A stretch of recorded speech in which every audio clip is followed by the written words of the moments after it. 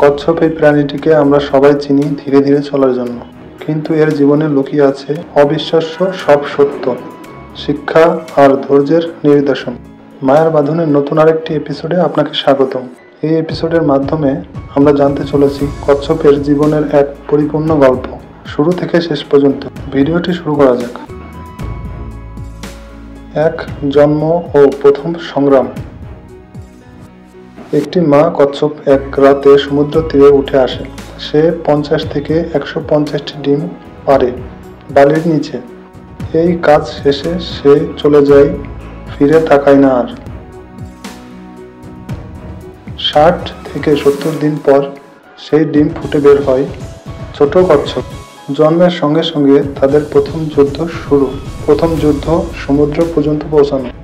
এই পথেই বহু শিকারী তাদের জন্য অপেক্ষা করে, যেমন কাক, শিয়াল, কুকুর, এমনকি মানুষ পর্যন্ত।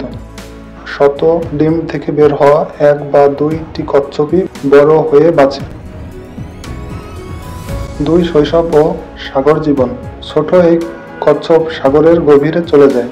প্রথম কয়েক বছর পেলাজিক জোনে কাটে, যেখানে খাবার পাওয়া কঠিন আর শত্রু সর্বত্র।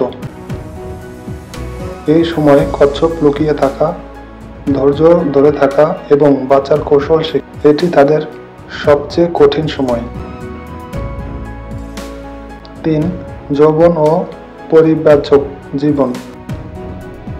যুবক কচ্ছপ বিশাল সাগর পাড়ি দেয় হাজার হাজার কিলোমিটার, খাবারের খোঁজে, উষ্ণ জলের সন্ধানে। আবার কখনো প্রজননের জন্য ফিরে আসে নিজ জন্মস্থলে, ঠিক যেখানে বালির সৈকতে সে জন্মেছিল। এই স্মৃতি শক্তিশালী এত বেশি যে 10-15 বছর পরও ঠিক চিনে ফেলে সেই উপকূল। 4 পরিণত বয়স ও নতুন জীবনচক্র।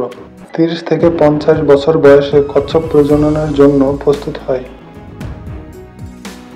স্ত্রী কচ্ছপরা আবার সেই উপকূলে আসে, ডিম পাড়ে।